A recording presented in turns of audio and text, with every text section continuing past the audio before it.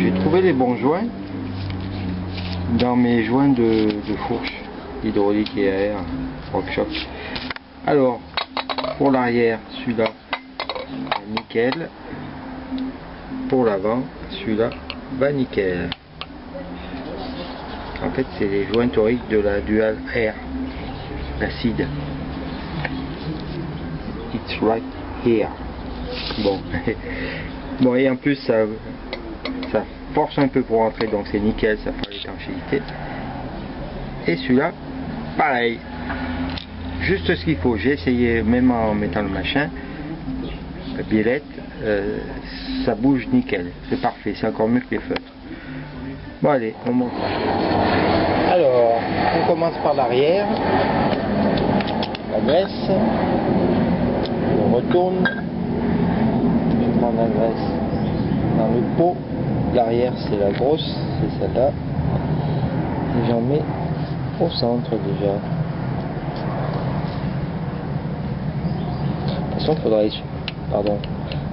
faudra essuyer parce que faut vous rappeler qu'il y a les mâchoires derrière.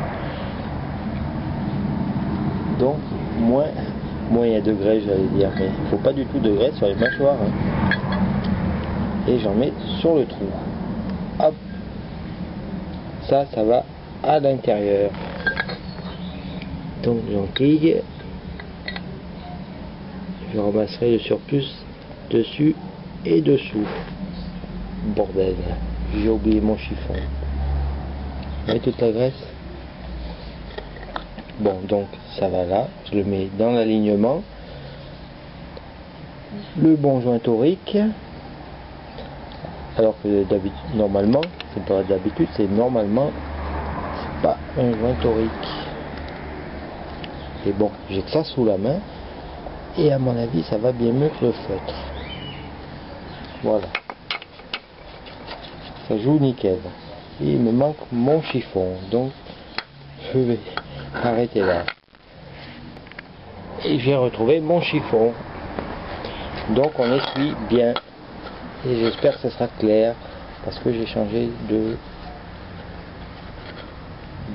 sorte de vue. Je voulais faire un essai. Et j'ai vérifié, le joint torique ne dépasse pas.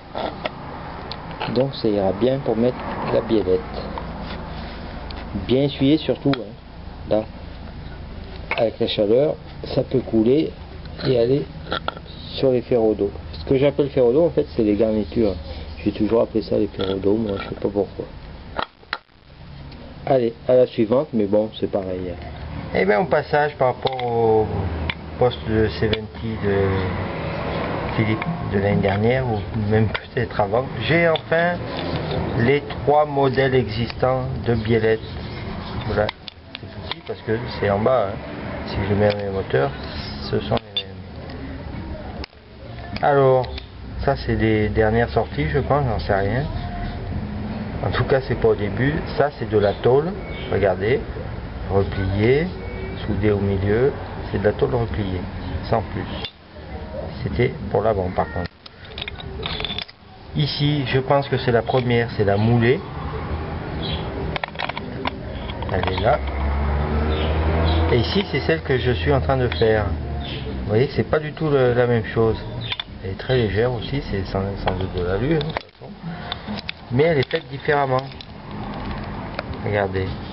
Elle est 2 fois plus fine, celle d'origine. Enfin, celle d'origine. Je pense celle qui est sortie la première. Brute de fonderie. Celle-là, elle est beaucoup plus grosse. Hein. Tous les trous correspondent, mais elle est beaucoup plus large. Le bout, là, c'est beaucoup plus large. Les épaisseurs sont beaucoup... C'est tout plus gros. Tout en ayant les mêmes entraxes et tout ce qu'il faut. Alors, la tête je monte. Bon, j'ai confiance dans celle-là, même si elle est plus petite. Même si elle est plus fine, disons. Autre truc très important. Bon, ça c'est une autre. Hein. C'est une que j'avais jetée, que finalement j'ai gardée, j'ai bien fait. Il y a la biellette, il y a tout ce qu'il faut. Regardez les mâchoires. Alors ça c'est très important, des vieilles mâchoires qui n'ont pas servi depuis Mathusalem, on dira. Et ben les mâchoires ça va, mais les garnitures, et ben J'ai rien fait, hein. J'ai juste tapé un peu pour sortir l'axe. Et voilà ce que ça donne. Donc méfiance. Elles sont complètement décollées. Votre roue arrière peut se bloquer. Et en plus ça freine pas. Avec un peu de chance, oui. Mais bon, c'est pas sûr. Et voilà, c'est de la merdaille. Attention, hein. C'est grave comme défaut ça. C'est pas un défaut, c'est l'âge. Ça veut dire qu'a priori c'était celle d'origine de 30 et quelques années. Bon allez, je continue mon affaire. Bon alors, remontage. J'ai nettoyé les délettes. Je mets à peu près, par contre pour les rentrer, il faut absolument enlever la vis. Hein. Je mets à peu près dans la position, bon là, il faut que ça soit aligné. Donc comme ça. Ici au montage, la vis est toujours vers le bas, donc je peux reculer un poil. Voilà, ça devrait faire comme ça. Faites voir, je vérifie. Non, là c'est trop. Ça va me plaire. C'est pas ça, c'est qu'en plus vous voyez rien. Je mets par rapport à ce que j'ai en ce moment sur les miennes. Voilà. Alors là c'est en appui sur le bois. Et là, je rentre. Et alors, pourquoi ça rentre pas mieux? On verra tout à l'heure. Je vais faire pareil pour l'avant. C'est à peu près comme ça, sauf que là, je dois à peu près toucher. C'est bon, tout en étant aligné là sur l'axe. Ouais, là c'est bon. Enlever la vis. Ah, vous m'en faites faire des choses. Hein. Ça c'est beaucoup mieux. Par contre je vais pas serrer. Hein. Juste poser. Comme ça. Vous voyez que ça va nickel. Alors pourquoi il rentre pas l'autre? Eh bien je vais voir ça. Bon c'était rien. Hein. Bon je mange la vis comme il fait rien. J'étais juste entre deux. Heureusement que j'ai pas tapé. Donc en position normale, ça fera à peu près ça. Donc c'est à peu près bon. Et en position normale, ça fait à peu près ça. Donc c'est à peu près bon. En sachant qu'il y a la tension du câble. Donc je vais mettre les mâchoires. Et de toute façon, il faudra toujours régler parce que là, c'est vrai. À une dent près, c'est bon, mais laquelle dent, plus, moins ou bon, je sais pas. Alors, je vais passer au remontage des mâchoires sur le flasque avant. Voici les mâchoires avant. Je les ai soufflées, pas nettoyées, juste soufflées et passé du papier de verre très fin sur les garnitures. Et je vais les monter façon livre. Comme j'ai fait pour les monter comme ça, et bien je vais faire comme ça. Voilà. Alors sachez que pour les garnitures standard, l'épaisseur c'est 4 mm. À mon avis c'est presque standard à ce niveau-là. Minimum 2 mm. Même les arrières vont être bonnes. Mais pour le moment je m'occupe des avants, je monte l'arrière et ça sera fini pour ça. Par contre après il y aura une cote pour le moyeu avant et le moyeu arrière. Parce qu'il se peut qu'il soit très usé et que même les mâchoires neuves ne suffisent plus. Ça c'est autre chose. Alors mise en position, donc livre fermé. Je mets dans le bon sens. C'est bien là-bas, oui.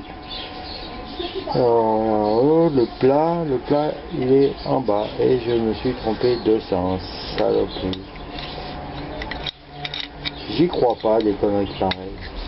Faut pas les inverser, hein. Plat sur plat. Forme sur forme. Trop nul le Robert. Bon et maintenant je suis à l'envers. Donc voilà, façon livre. Et évidemment il faut forcer un peu quand même. Hein. Mais voilà qui est fait. Donc ça fera... Oh putain elle a tourné le truc. Elle est complètement à l'envers. Faut qu'elle soit en face. Yes. Je redémonte. Putain décidément je suis trop fort ce soir. Voilà. Alors. Putain, j'en peux plus tellement je suis bon. Allez, le ressort qui se casse. Je crois que je vais la couper cette vidéo parce que... Et on recommence. Ding ding, vous avez entendu? Yes. Et je vous garantis que le ressort il tire, hein, avec mon montage. Voilà, je fais pareil pour l'arrière et ça sera fini pour les flasques. Et voilà donc aussi pour l'arrière. L'avant, l'arrière. Du coup, je vais vous montrer comment ça marche. Quand vous tirez sur la pédale de frein, quand vous appuyez sur la pédale de frein, ça tire la biellette, ça fait tourner la came. La came, c'est le plat que j'ai démonté. Et regardez, elle tourne, ça fait écarter les mâchoires. Voilà, tout simplement. Sauf que ça écarte que de ce côté-là. Il y en a, Philippe encore, qui montre des systèmes avec double, ça existe aussi d'origine, double écartement, là et là. C'est beaucoup mieux, c'est plus symétrique. Ça s'écarte des deux côtés, alors que là, ça s'écarte que du côté de la came. Voilà, et ben voici, voilà pour les flasques, et ça ira bien.